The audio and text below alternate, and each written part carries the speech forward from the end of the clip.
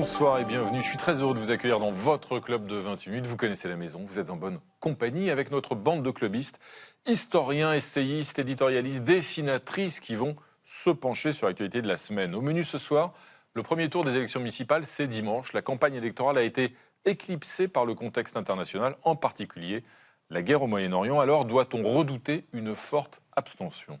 C'est évidemment difficile à dire, ce serait dommage. Et donc évidemment, c'est un appel au vote que nous devons tous faire parce que c'est important de faire vivre la démocratie et les communes sont des acteurs essentiels de la vie du quotidien. Et dans la crise démocratique actuelle, les maires sont les derniers élus dans lesquels les Français placent encore leur confiance, alors que l'exécutif, les partis politiques, les parlementaires sont décriés. Ces élections municipales revêtent-elles une importance particulière ? On en débattra. Puis nous découvrirons toutes les qualités d'une charmante bestiole que nous adorons tous, l'araignée bien sûr. C'est la passion de notre invitée du club, Jessica Jousse-Baudonnet, diplômée de l'École nationale vétérinaire, qui viendra nous faire partager son amour des araignées. Et en fin d'émission, nous retrouverons le toujours surprenant David Castello-Lopez. Salut David. Salut Renaud. De quoi vous nous parlez ce soir ? De crème de marron. On va se régaler. À tout à l'heure David. Voilà donc le programme du club de 28 minutes. C'est parti.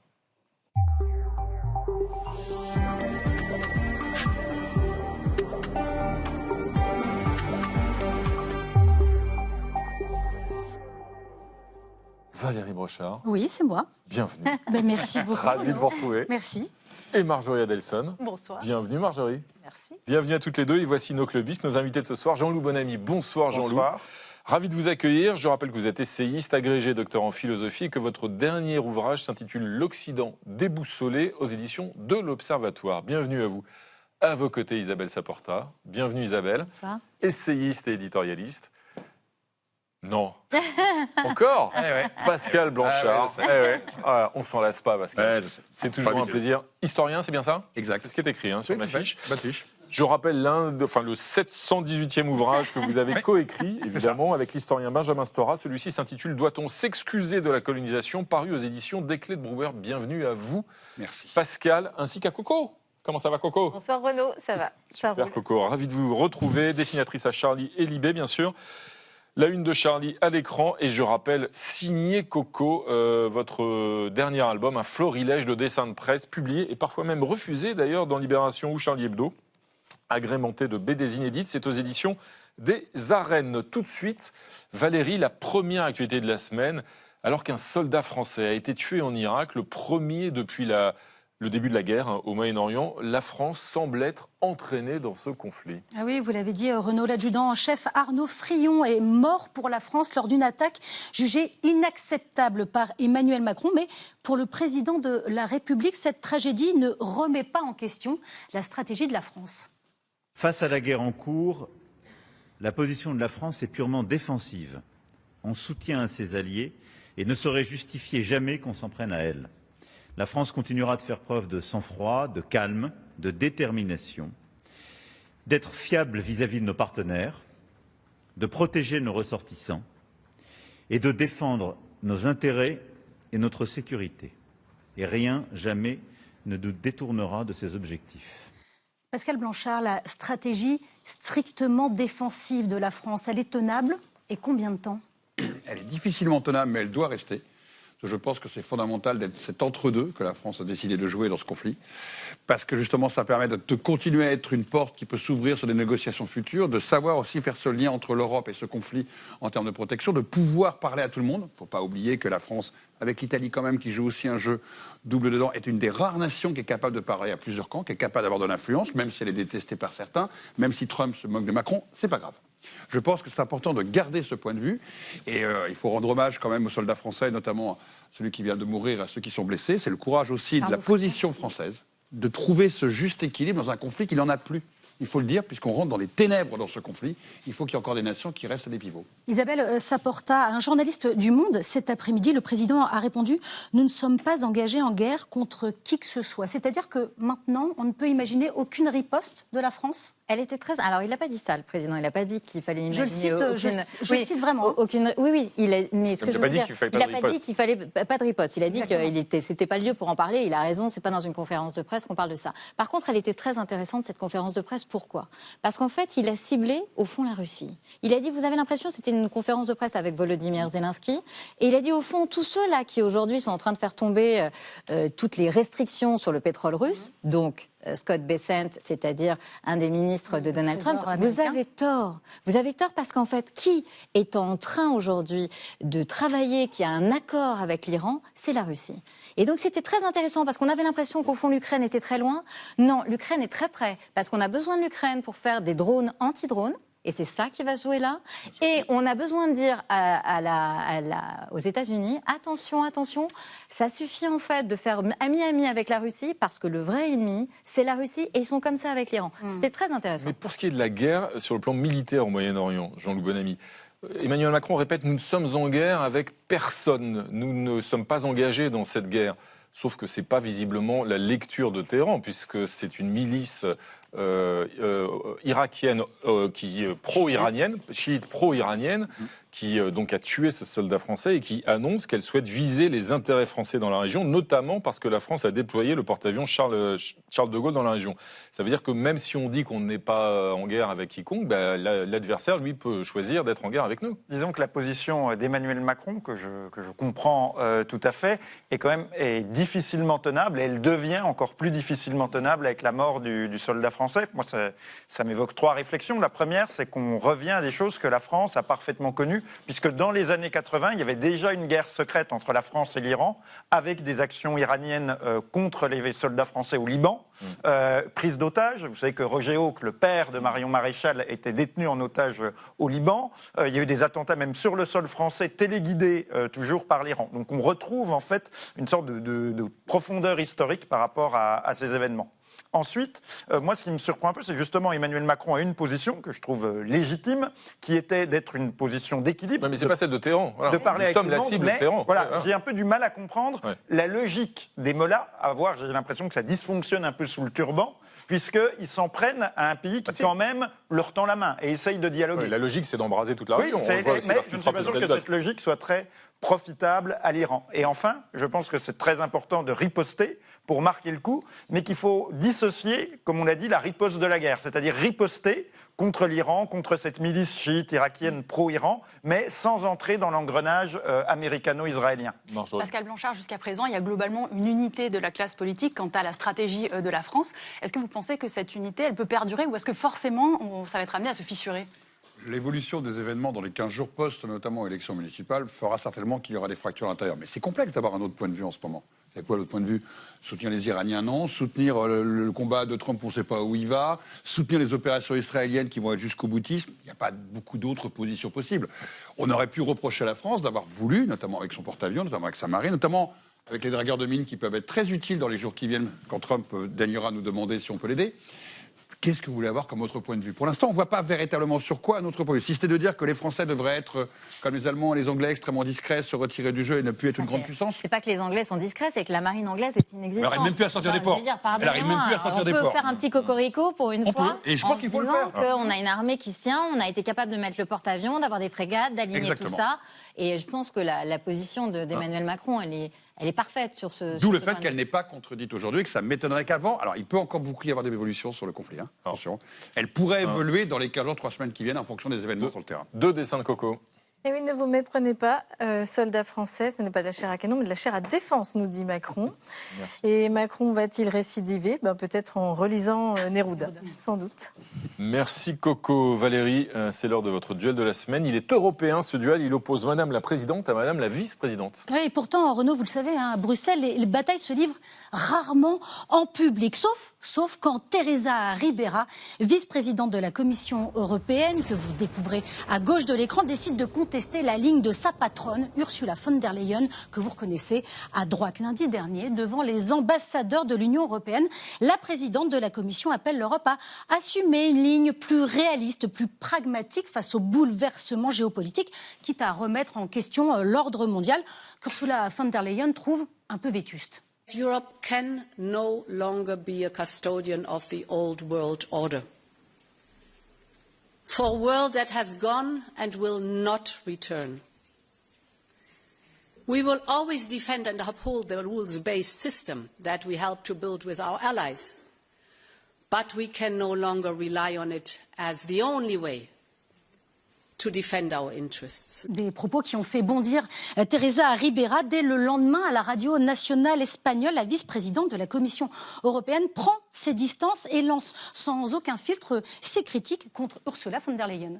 Yo creo que es muy peligroso entrar en un debate en el que parece cuestionarse el derecho internacional o la necesidad de trabajar al margen del derecho internacional. No creo que esa fuera su intención, pero no me parece acertada la forma en la que se expresó. Yo creo que nosotros como europeos tenemos una especial obligación, una especial responsabilidad en la defensa del orden internacional. Une position que partage aussi le président du Conseil européen devant le même public d'ambassadeurs à 24 heures d'écart. Antonio Costa enfonce le clou, je le cite, « L'Europe doit défendre l'ordre international fondé sur des règles et refuser toute violation du droit international en Ukraine, à Gaza ou ailleurs ». Et concernant Gaza, Teresa Ribera n'avait pas hésité à qualifier l'action d'Israël dans l'enclave palestinienne en ces termes « Si ce n'est pas un génocide, on n'en est pas loin », un terme immédiatement désavoué par la Commission qui rappelait alors que seules les juridictions internationales peuvent qualifier un génocide. Depuis des mois, Teresa Ribera s'est installée dans le rôle de poil à gratter de la Commission et... Quand Ursula von der Leyen pousse la simplification réglementaire pour soutenir les entreprises européennes face à la Chine et aux États-Unis, eh bien, Teresa Ribera met en garde contre la tentation de déréguler et de revenir au passé. Et sur le climat, l'ancienne ministre de la Transition écologique de Pedro Sánchez défend fermement le Green Deal, quitte à s'opposer aux assouplissements demandés par plusieurs États membres et la droite européenne dont fait partie Ursula von der Leyen. À Bruxelles, on appelle ça la diversité des sensibilités. Mais Isabelle Saporta, est-ce que ce duel au sommet entre deux femmes à la tête de l'Europe ne montre pas tout simplement que l'Union européenne n'arrive pas, a bien du mal en tout cas, à parler d'une seule et même voix ? Je trouve que vous avez tout à fait raison et je trouve qu'il y a plusieurs problèmes dans ce duel. Premier problème, vous avez Ursula von der Leyen qui prend la parole en tant que chef de l'Europe, patronne de l'Europe, comme si elle était la voix diplomatique européenne. Ce qui est un problème parce que c'est pas son rôle en fait. Donc déjà, vous avez tous les chefs d'État français, enfin le chef d'État français, il l'a pas dit, mais enfin tous les chefs d'État internationaux qui se sont dit mais en fait de quelle place incertaine elle parle. Donc déjà, on a ce problème-là. Après, on a le problème effectivement des divergences de voix, comme vous l'avez dit très justement, c'est-à-dire qu'elle est Ribera complètement aligné sur Pedro Sánchez, donc le Premier ministre... C'est plus politique d'ailleurs, c'est droite-gauche en fait, non? Elle est de gauche et Ursula von der Leyen est de droite, et pas que droite-gauche d'ailleurs, parce que vous avez l'Espagne. Pedro Sánchez a dit qu'il était contre la guerre et que la guerre c'était mal, c'est-à-dire que ça a été quand même son fonds de commerce, tout en envoyant une frégate à Chypre, très discrètement, mais en tout cas il a dit que la guerre c'était mal. Et vous avez Ursula von der Leyen qui malgré tout est aussi allemande, et le chancelier Merz est aligné sur une position plutôt guerrière. Il a félicité Trump, oui. Exactement. Donc c'est vrai qu'on est là-dedans. Et par ailleurs, pardonnez-moi d'être assez désagréable, mais on est quand même dans un combat de nains. C'est-à-dire que Ursula von der Leyen, bon, on commence à savoir qui c'est. Teresa Ribera, par nous ici, je suis pas sûre. Costa encore moins. Et on a de l'autre côté, Trump, qui nous fait des clips qui sont vus par des milliards de millions de vues à longueur de temps.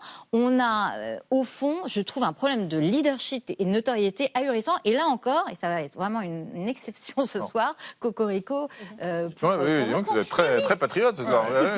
Pardonnez-moi, mais... Vous savez qu'il n'y a pas de remaniement gouvernemental dans l'air, normalement. Elle est quand même mal barrée. C'est pour moi, je dois dire, vu ce que je me prends de la part des macronistes. Mais bon, on ne sait jamais. Hein.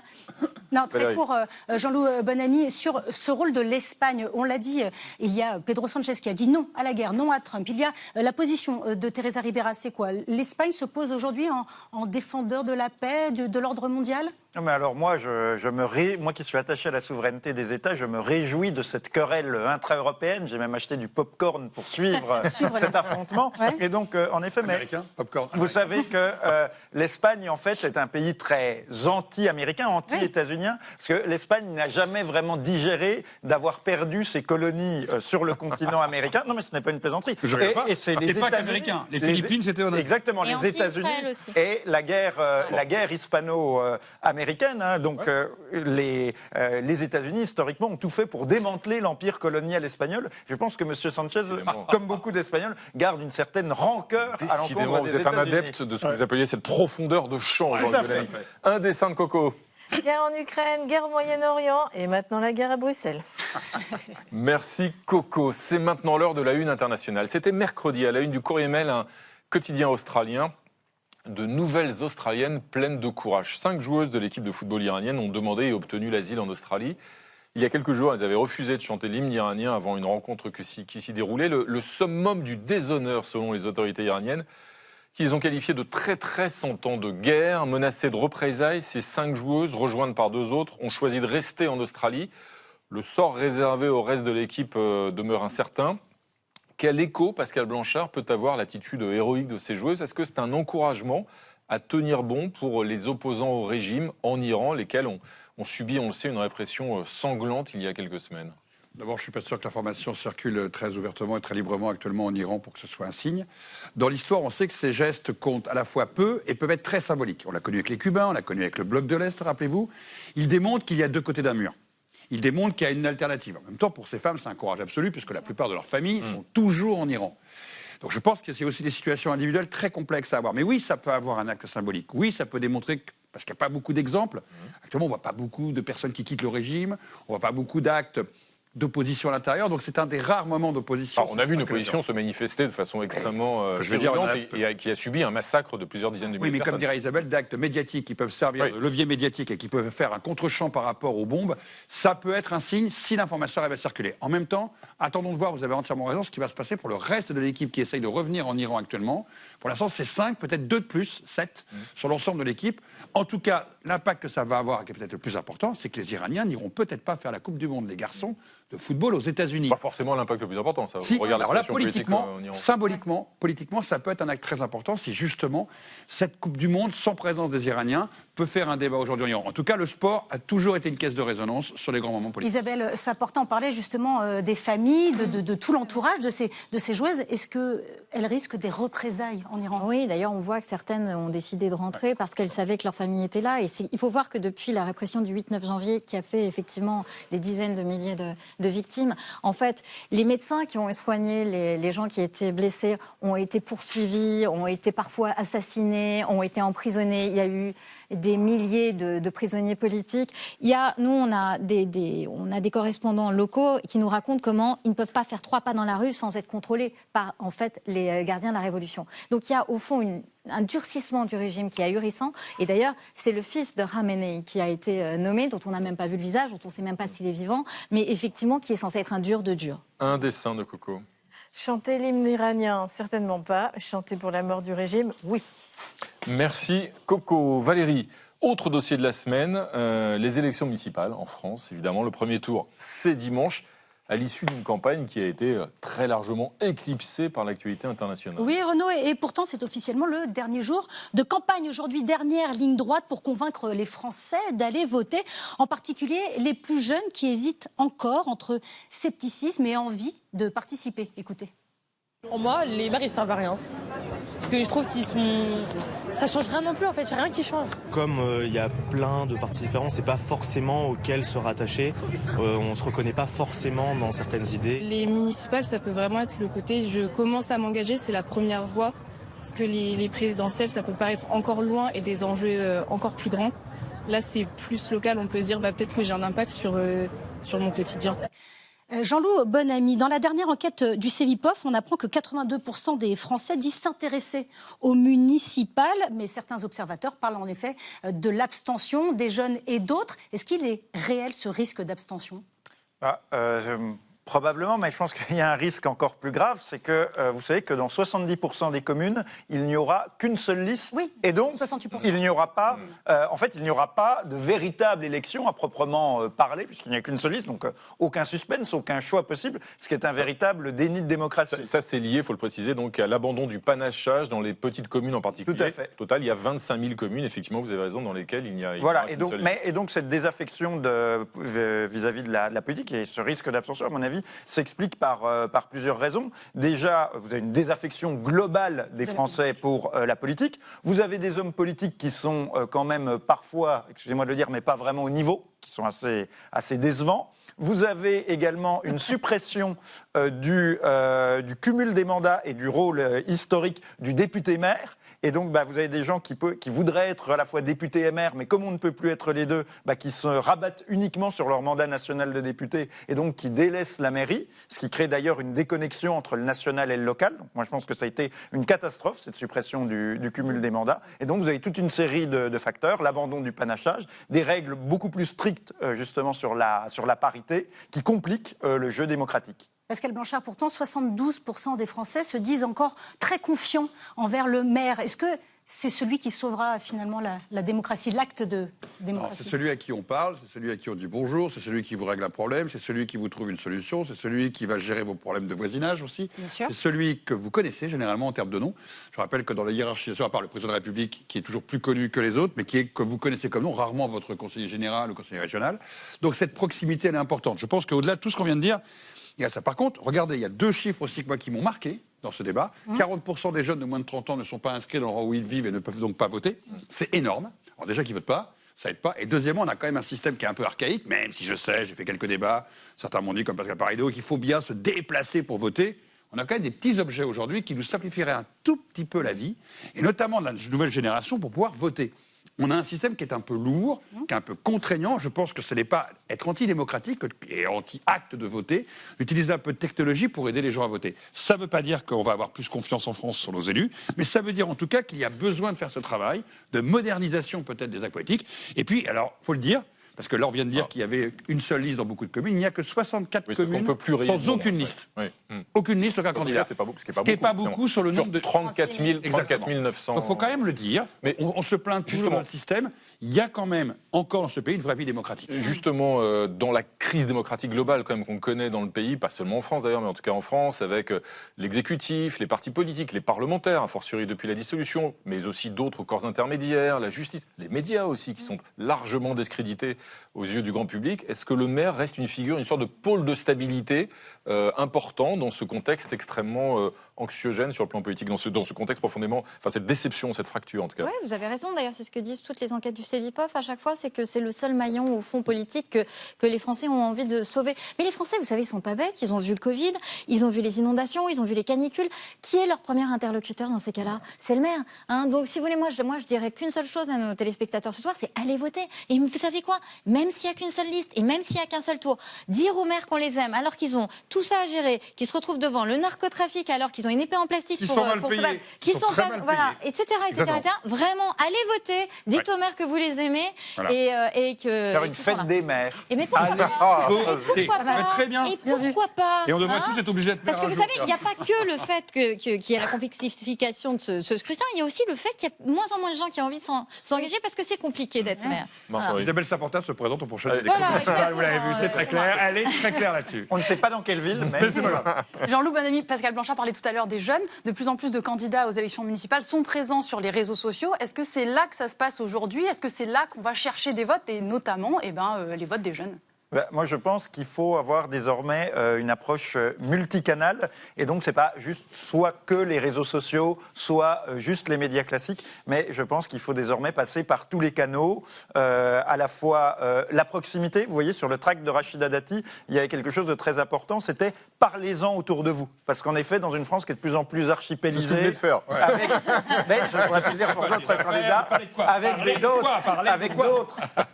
Et donc, vous voyez que parlez parlez-en autour de vous. De quoi on ne sait pas. Mais donc faire connaître autour de soi, parce que justement, dans une France de plus en plus éclatée, de plus en plus décentralisée, c'est compliqué. Les réseaux sociaux, les médias classiques, parce que même ce qu'on va faire ce soir, il y a des choses qui vont circuler sur les médias sociaux. Que j'arrive. Donc le porte-à-porte, donc vraiment d'être une campagne tous azimuts. Eh bien, on en a parlé. Merci, et 28 minutes aussi. Parlez-en autour de vous. Tout de suite, 28 minutes. Un dessin de Coco. Élection municipale dans 25 000 communes, un seul choix possible, vous avez dit. Poutine aime bien ça, la démocratie comme j'aime. Et politique, après le détroit de Dormouz, le détroit de la Louse, les bulletins bloqués par l'abstentionnisme. Merci Coco. Marjorie, c'est maintenant l'heure de votre point com de la semaine. Et voilà donc une nouvelle polémique à la SNCF, une polémique vestimentaire, celle-ci. Oui, et j'en profite, Renaud, d'ailleurs, pour vous dire que vous êtes très élégant. C'est vrai? C'est gênant. On nous regarde, Marjorie. Merci en tout cas. Merci. Vous aussi. Merci. Mais apparemment, tout le monde n'a pas notre classe, notamment les cheminots. C'est en tout cas ce que pense la SNCF. Elle a donc créé un guide de l'élégance qui leur est destiné, vous le voyez, un guide qui n'aurait pas été autorisé à être diffusé, mais qui a quand même fuité. 40 pages donc de conseils beauté pour incarner l'élégance à la française, sauf que ce guide, il a créé un tollé. Pourquoi ? Déjà, parce qu'il préconise aux contrôleurs et contrôleuses de s'habiller selon leur morphologie. Alors, vous ne connaissez pas ma morphologie, ce n'est pas grave, le fameux guide vous permet de le savoir en répondant à quelques questions. Mesdames les contrôleuses, sachez par exemple que si vous avez une forme en haut, on vous conseille d'éviter les rayures et les vêtements trop moulants. Objectif, affiner la silhouette. Alors pour certains internautes, c'est vraiment l'incompréhension. C'est Christina Cordula à la tête de la SNCF, nous dit-on, en référence donc à la fameuse animatrice et conseillère en vêtements. Et ça ne s'arrête pas là, car on trouve aussi des tutos maquillage. On vous conseille par exemple d'utiliser un fond de teint plus doré, Renaud, pour un effet bonne mine, mais vous n'en avez pas besoin. Quant aux lèvres, elles n'ont pas été oubliées. Elles doivent être soignées et harmonieuses, vous le voyez. La SNCF recommande même un gommage à base de sucre et de miel. Bref, des lèvres douces au travail, c'est fondamental. Alors, ces conseils sont considérés par certains d'un autre temps et ça a outré beaucoup d'internautes. La SNCF ferait mieux de s'occuper plutôt de la qualité du service public ferroviaire, nous dit-on. Le professionnalisme des cheminots ne se mesure ni au mascara ni au rouge à lèvres, mais à leur travail au service des usagers. Alors du côté des syndicats, vous vous en doutez, ça ne passe pas non plus. Sudrail, par exemple, a exigé le retrait immédiat du document. Il affirme que le corps des travailleurs n'est pas à disposition de l'entreprise. La CFDT dénonce quant à elle des idées d'un autre siècle. Alors face au scandale, le directeur de TGV Intercité a fait profil bas. Il affirme que ce ne sont pas les codes, les valeurs du groupe. Une enquête interne est en cours et le guide va être dépublié. Sur Twitter, il y en a toutefois qui rappellent, sur X, que la SNCF n'en est pas à son coup d'essai. En 2014, figurez-vous qu'elle avait déjà proposé un guide mode et beauté. Et devinez quoi, Renaud ? Ça avait déjà fait scandale. La SNCF aurait-elle donc un problème à apprendre de ses erreurs ? Eh bien non, pour certains internautes qui comprennent cette démarche. Je ne vois rien de choquant, nous dit-on. Porter élégamment l'uniforme en fonction de sa morphologie, c'est autant bénéfique pour l'image de marque de l'entreprise que pour l'estime de soi de la personne concernée. Voilà. On avait remarqué, nous dit-on aussi, que le casting était différent de celui d'Air France. Alors c'est vrai que les compagnies aériennes comme Air France, elles imposent certains codes esthétiques à ses employés, notamment au nom de l'image de marque et de l'élégance. Isabelle Saporta, est-ce que ça a un sens aujourd'hui de maintenir ce genre de mesures ? Est-ce que c'est pas intrusif ou même est-ce que c'est pas une manière, une fois de plus, de créer des injonctions au corps des femmes, de faire des injonctions au corps des femmes ? C'est tout ce que vous venez de dire, vous avez tout à fait raison. Je me mets à la place de Jean Castex, le PDG de la SNCF. Je ne sais pas qui lui a fait ça dans le dos, parce qu'on n'arrive pas à penser que ça soit fait autrement.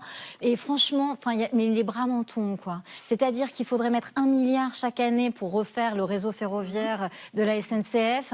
Il y a 1001 choses à faire, sans doute augmenter les cheminots et le personnel de la SNCF. Je ne sais pas combien ça a coûté ça, mais effectivement, leur cracher à la figure avec aussi peu de tact, aussi peu d'élégance, véhiculer toutes les visions patriarcales et moyenâgeuses à l'égard des femmes, franchement, c'est un strike. Bravo la SNCF, c'est remarquable. On dirait du Trump. Vous avez dit quoi, 1 milliard d'euros pour... Bon, normalement, c'est ça qu'il faudrait mettre pour effectivement... Mais voilà, bah, d'accord, attendez, ça fait pas 1 milliard d'euros. Tout le design, redessiner tout le design du TGV, on peut le faire en 2 coups de crayon, n'est-ce pas Coco? Sexisme, la SNCF, notre train en trancard. C'est pas mal. Ça, c'est pas mal du tout. J'aime bien. Merci Coco. Ce dessin printanier. Mes amis, vous avez chacun choisi une photo qui illustre à vos yeux un autre sujet d'actualité de la semaine. On va commencer par votre photo, Pascal Blanchard. Il s'agit de la visite du président ukrainien Volodymyr Zelensky aujourd'hui à Paris, où il a été reçu encore à l'Élysée par Emmanuel Macron. C'est la 12e visite, si j'ai bien compté. 12e visite de Zelensky à Paris, c'est symbolique parce qu'au moment où on est en train d'oublier cette guerre en Ukraine, je pense que c'est une manière de remettre ce conflit à l'aune de ce qui se passe aussi au Moyen-Orient, de dire que ça existe. Isabelle a très bien démontré tout à l'heure qu'il y avait aussi des liens de causalité entre ces 2 conflits, donc je pense que c'est important. Je pense que Macron fait le job à travers ça, parce que c'est lui qui garde ce lien ténu avec l'Ukraine. En plus, il rappelle 2-3 petites choses, c'est que les choses sont liées, notamment les sanctions contre la Russie, notamment peut-être l'utilisation de drones ukrainiens. En tout cas, il essaye de remettre Zelensky dans l'affaire, de nous rappeler l'Ukraine et que nos enjeux politiques sont là. Et là, je trouve qu'il fait le boulot. On l'a dit en début d'émission. Je conclue là-dessus. J'en suis très content. Merci Pascal. On va enchaîner avec votre photo. Jean-Loup Bonamy, vous nous emmenez dans un conflit oublié, en quelque sorte, dont on parle trop peu. C'est en RDC. Tout à fait, où justement une humanitaire française a été tuée. Et donc, c'est un conflit, comme vous l'avez dit, dont on parle peu, et pourtant qui, par son ampleur, ça se compte en millions de morts, et sur la longue période. Donc, avec notamment l'immixtion du Rwanda voisin dans le jeu congolais des ethnies, également la prédation sur les ressources minières. Donc, c'est un conflit, malheureusement, trop négligé alors qu'il est central à bien des égards. Merci Jean-Loup. Et on finit avec votre photo, Isabelle Saporta. Il s'agit d'un couple, un couple en or qui danse devant la Maison-Blanche. Je crois reconnaître le président Donald Trump et Jeffrey Epstein. Vous savez qu'il a été plus cité dans les Epstein Files que Jésus dans la Bible, Donald Trump. Ah oui. Donc, il est quand même pas mal cité. Et malgré tout ça, malgré au fond que sa secrétaire d'État à la justice ne soit pas capable de regarder les victimes des Epstein Files, malgré la démission de Marjorie Taylor Greene, qui était une MAGA, qui disait oui, il faut absolument que soient sortis en fait les Epstein Files. Et ben, malgré tout ça, ils gardent l'affection de la base MAGA. Donc je ne sais pas ce qu'il faut faire pour que les MAGA divorcent. Alors, en fait. Je précise évidemment que ce sont des opposants à Donald Trump qui ont installé cette statue devant la Maison-Blanche. Il ne s'agit pas d'un monument officiel de l'administration Trump. Vous avez raison de le préciser. un dessin de Coco. Oui, j'ai choisi cette photo avec une autre scène du film. Jeffrey, me laisse pas. Merci. Coco, c'est maintenant l'heure d'accueillir notre invitée de la semaine, Jessica Jousse-Baudonnet, diplômée de l'École nationale vétérinaire de Toulouse et vulgarisatrice scientifique. Alors l'araignée, certains l'ont au plafond, n'est-ce pas Pascal? Eh bien d'autres, notre invitée, elle l'a dans le cœur, l'araignée, parce que vous avez une passion pour cette créature qui est injustement mal aimée et vous vous employez à la réhabiliter, l'araignée. Alors notamment avec votre chaîne YouTube, Terrapodia, et puis aussi avec ce livre formidable, Ce que les araignées m'ont appris. C'est aux éditions Tana.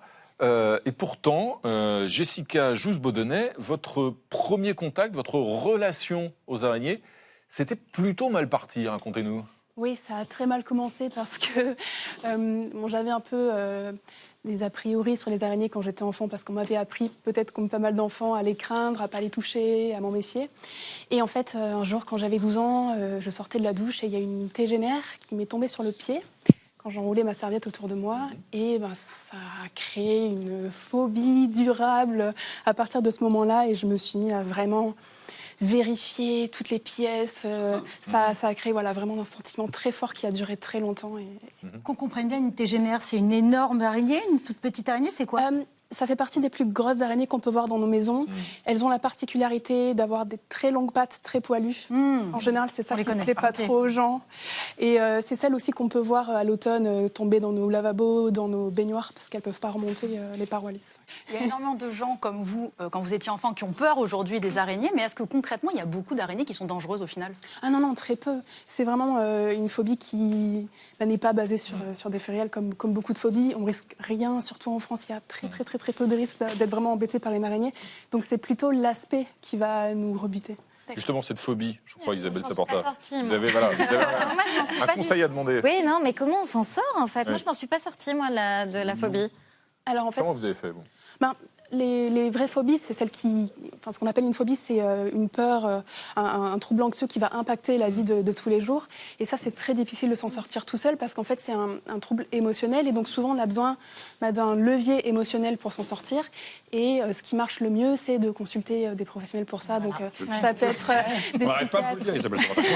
Comme dans beaucoup de domaines. Il y a pas mal de méthodes qui fonctionnent, notamment la TCC, la thérapie cognitivo-comportementale, ça marche bien. Et en fait, c'est basé sur ce qu'on appelle la thérapie d'exposition. C'est-à-dire que progressivement et à votre rythme, on va vous montrer déjà des photos d'araignées, puis ensuite peut-être une vidéo. Et en fait, on va réapprendre à associer des émotions au moins neutres, si ce n'est pas tout de suite positif, à ces animaux-là.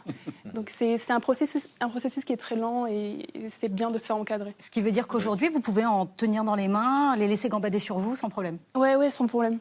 Mais ça a été un travail très long pour moi aussi. Ce que vous racontez dans le livre aussi, c'est qu'elles ont évidemment des rôles extrêmement utiles, y compris d'ailleurs pour la nature. Il y a une dimension écologique. L'araignée a un rôle... Oui, tout à fait. Alors, en biologie, on essaye d'éviter la notion de rôle parce que c'est un peu utilitaire comme vision des choses, mais effectivement, elles ont une action sur la biodiversité qui est très positive à bien des égards et à notre égard aussi, et notamment par le fait que ce sont des prédatrices de tout un tas d'animaux qui sont pour le coup beaucoup plus dangereux pour nous, comme les moustiques par exemple, et ce sont elles-mêmes aussi des proies pour d'autres animaux. Jean-Louis Bonamy. Oui, donc les araignées, est-ce qu'on sait, puisque ce ne sont pas des mammifères, justement un peu sur leur...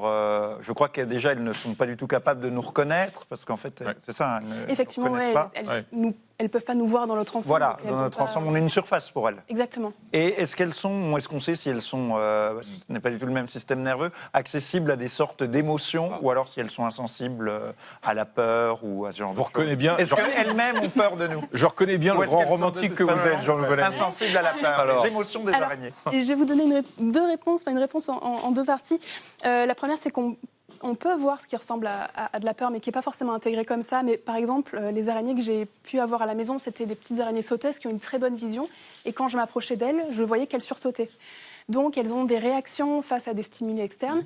De là, de l'appeler de la peur, c'est compliqué, mais il y a des travaux qui sont en train d'étudier ça en ce moment. C'est la deuxième partie de ma réponse, c'est qu'en fait, on s'est aperçu que chez certains autres arthropodes, comme les insectes, il pouvait y avoir effectivement des émotions, comme la peur, comme la douleur.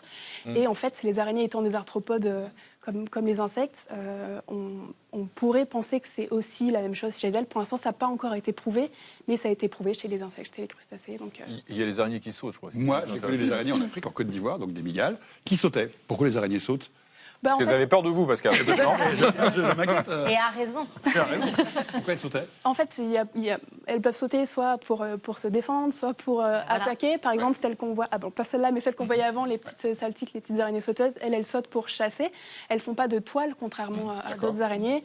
Et en fait, elles approchent furtivement leur proie et elles sautent dessus pour les attaquer. Vous voulez donc me sauter dessus et m'attaquer? Dans votre livre, vous faites parler 2 araignées. Pourquoi? Comment peut-on faire parler des araignées? C'est un exercice que je trouvais un peu périlleux mais intéressant parce que justement, comme j'expliquais, la phobie c'est un trouble anxieux et pour contrecarrer cette émotion, on a besoin de ressentir une autre émotion et je trouvais que l'exercice de se mettre à la place de ces araignées pouvait justement, par anthropomorphisme, déclencher une émotion positive à l'égard des araignées. Et je trouve qu'on ne se met pas assez à leur place, qu'on ne se met pas assez dans leur tête. Les araignées sont parfois fascinantes. Elles produisent par exemple une soie qui, chez certaines, est plus dure que l'acier, c'est ça? Oui. Alors la soie des araignées, c'est un matériau qui a des propriétés biomécaniques incroyables, qui est très, très, très étudié pour le coup. Et ça fait partie des sujets qui peuvent intéresser les gens qui n'ont pas peur des araignées, mais quand on est phobique, le gros problème, c'est que les faits n'ont pas d'emprise sur nous, en fait. On peut apprendre tout un tas de choses fascinantes sur elles, ça va nous glisser dessus parce qu'il y a cette barrière émotionnelle, il y a ce frein qui nous dit non, je ne veux surtout rien avoir à faire avec ces araignées. Qu'est-ce qu'on peut apprendre d'autre dans votre livre sur de dingue sur les araignées? De dingue. Alors, je lisais qu'elles pouvaient voler, certaines volent en coupant le fil en suivant. C'est ça, c'est un truc qui arrive même en France, c'est qu'il y a un phénomène qui s'appelle le ballooning, par lequel les araignées se dispersent. Et en fait, c'est quelque chose qu'on observe par exemple chez les araignées frelons, les argiopes frelons, qui sont des grandes araignées rayées noires et jaunes. Et en fait, le mode de dispersion des bébés de cette espèce-là, ça va être d'envoyer un fil de soie dans l'air. Et en fait, avec les champs électromagnétiques et le vent, ce fil de soie va être emporté. Comme l'araignée ne pèse rien, elle est emportée avec le fil de soie. Et ça leur permet de se disperser sur des très longues distances, parfois de traverser des rivières. Ah oui, ok. Merci Jessica Jousse-Baudonnet. Il faut donc lire ce livre, Ce que les araignées m'ont appris, aux éditions Tada, et vous nous en avez vous-même beaucoup appris. Ce soir, sur le plateau de 28 minutes, un dessin de Coco. Oui, 2 dessins même. Le rôle écologique des araignées, manger des climato-sceptiques. Premièrement. Et un deuxième dessin. Et puis je dédicace ce dessin à ma fille pour qu'elle finisse comme vous. Je l'aime, je ramasse. Merci Coco. C'est maintenant l'heure de retrouver notre ami David Castello-Lopez, en vrai, sur le plateau. Le voici, le voilà. Bienvenue David. Chaque semaine, vous venez nous parler ici même d'un objet. Vous vous posez des questions que pas grand monde, à part vous, ne se pose, il faut bien le dire. Et puis vous y répondez à votre façon bien particulière et que d'aucuns jugent un tantinet absurde. Votre chronique s'appelle « Le monde des choses ». Le monde des choses, le monde des choses. Posez cette théière, David. De quoi allez-vous nous parler ce soir ? De crème de marron. Ouais, exactement. Alors, le mot marron, c'est un bug lamentable de la langue française. Vous avez un arbre qui s'appelle le châtaignier. Le châtaignier, il produit des châtaignes. Ces châtaignes, elles restent des châtaignes toute leur vie, sauf si on décide de les manger. À l'instant précis où on décide de les manger, elles deviennent des marrons. Mais le mot marron désigne par ailleurs le fruit du marronnier, qui ressemble pas mal à la châtaigne, mais qui, lui, n'est pas comestible du tout. On a donc un mot marron qui désigne 2 réalités voisines, mais pas superposables. Et pour les gens un petit peu psychorigides comme moi, je vous le dis, c'est insupportable. Allez, ça va. Alors pendant le reste de cette chronique, quand je dirais marron, ça voudra dire châtaigne qu'on mange. Merci. Le marron, ça évoque 3 choses. 1, ceux qu'on achète les soirs d'hiver à des vendeurs ambulants qui trimballent leurs bras zéro sur des caddies de supermarché volés. 2, ceux qu'on dispose comme des galets autour de la dinde à Noël. Et 3, ça évoque la confiserie avec d'une part les marrons glacés, qui coûtent un demi-SMIC pièce, et d'autre part la crème de marron. Depuis que je suis enfant, cette crème de marron, elle s'incarne dans cette sempiternelle petite boîte au design rétro que vous voyez ici en grand. Cette boîte, on la retrouve dans tous les supermarchés de France et elle est produite par la marque Clément Faugier en Ardèche, c'est marqué dessus. Alors moi, vous me connaissez, qu'est-ce que j'ai fait ? Eh bien, j'ai pris le train et je suis allé en Ardèche et plus spécifiquement à Privas, préfecture du département, qui se présente elle-même comme la capitale de l'Ardèche et du marron glacé. À Privas, il y a des choses pas très bien, comme par exemple cette épicerie sans épicier, qui est constituée uniquement de distributeurs automatiques, avec en particulier un distributeur de panini, qui distribue des panini, c'est d'une tristesse infinie. Mais il y a aussi des choses super à Privas, et notamment, vous pouvez monter une colline qui s'appelle Mont-Toulon, couronnée de 3 croix majestueuses à son sommet, et de là, vous admirez toute la ville. Et si vous zoomez beaucoup avec vos yeux, qu'est-ce que vous voyez au fond ? Un bâtiment blanc avec un logo bien connu. Ce logo, c'est celui de Clément Faugier, producteur de marron glacé, et surtout, vous le savez maintenant, leader français de la crème de marron. Il y a une mascotte qui s'appelle Marronneau, avec un buste en châtaigne et des jambes en feuilles. Je ne sais pas comment il tient debout. Et juste à côté, je me permets une petite parenthèse délicate, regardez dans le lettrage de Clément Faugier, cet endroit délicieux où l'empattement du F épouse la courbe du C. Pour les graphistes, ça, c'est du porno. Fin de la parenthèse. Alors, la première chose que j'ai vue dans l'usine, c'est la fabrication des marrons glacés. Et j'ai brusquement compris pourquoi ça coûtait la peau des cuisses. C'est parce que c'est ultra relou à faire. Les marrons, ils arrivent décortiqués, mais il faut les emballer dans des petits pochons par 2 comme ça. Ensuite, on les fait cuire dans de l'eau, puis dans du sirop. Une fois que ça c'est fait, il faut les déballer un par un, puis les faire passer sous une cascade de sucre. Ça, c'est super beau à voir. Et enfin, on les emballe dans des petites feuilles dorées individuelles. Résultat, c'est souvent 100 balles le kilo, parfois 200. Mais moi, ce que j'étais venu voir, c'est la crème de marron. Pour faire de la crème de marron, d'une certaine façon, on peut dire que c'est plus simple que de faire des marrons glacés, et c'est en partie pour ça que c'est moins cher. Vous prenez des châtaignes, Vous les faites cuire à la vapeur pour les rendre molles, vous les épluchez, vous les écrasez, là ça donne une pâte, vous ajoutez du sucre, du sirop, des petites brisures de marron glacé justement pour donner du goût, puis vous faites chauffer tout ça avec de la vanille et là, une grosse machine crache la quantité exacte qu'il faut, soit dans ces petites boîtes que maintenant vous connaissez très bien, soit dans, regardez comme elles sont mignonnes, elles se trouvent, soit dans des tubes en aluminium qui sont empaquetés et qui transitent ensuite sur un tapis comme un petit convoi autonome de semi-remorque. Voilà, alors bien sûr, je ne suis pas revenu les mains vides. Hein. Enfin. Donc Renaud, voici pour vous une boîte de marron glacé. J'ai rien pour Coco, malheureusement, cette fois-ci. On va partager, Coco, on va partager. Et pour chacun des clubistes, regardez. Vous avez fait une note de frais, hein. Pub, bien sûr. Vu le prix, j'espère que vous avez fait une note de frais, quand même. Voilà, un chacun. Et pour vous, on va se le partager. C'est gentil. Merci. Les filles, vous Oui, inquiétez pas. Merci une fois pour votre générosité, David. Vous m'expliquerez juste entre marron, châtaigne. Oui, arrêtez de... Tout va bien se passer. Un dessin, notre ami Coco. Eh ben moi, j'ai quelque chose pour vous. La prochaine fois, est-ce que la dinde pourrait plutôt avoir de la crème On y songera. Merci, Coco. Merci à tous, les amis. On se retrouve quand? Demain, à la même heure, 20h05, où ça sur Arte, bien sûr, pour 28 minutes samedi et son club international. Et comme toujours, on va se quitter en musique avec un clin d'œil à notre invité de la semaine qui est venu tout à l'heure, réhabiliter il y a quelques minutes sur ce plateau cette créature injustement décriée qu'est l'araignée. Ah, le triste sort de l'araignée, si souvent mal aimé. Qui l'a mieux chanté que Claude François, bien sûr. Tchuss. Mal aimé, je suis le mal aimé. Les gens me connaissent tel que je veux me montrer. Mais ont-ils cherché à savoir d'où me viennent mes joies? Et pourquoi ce désespoir caché au fond de moi? Car je suis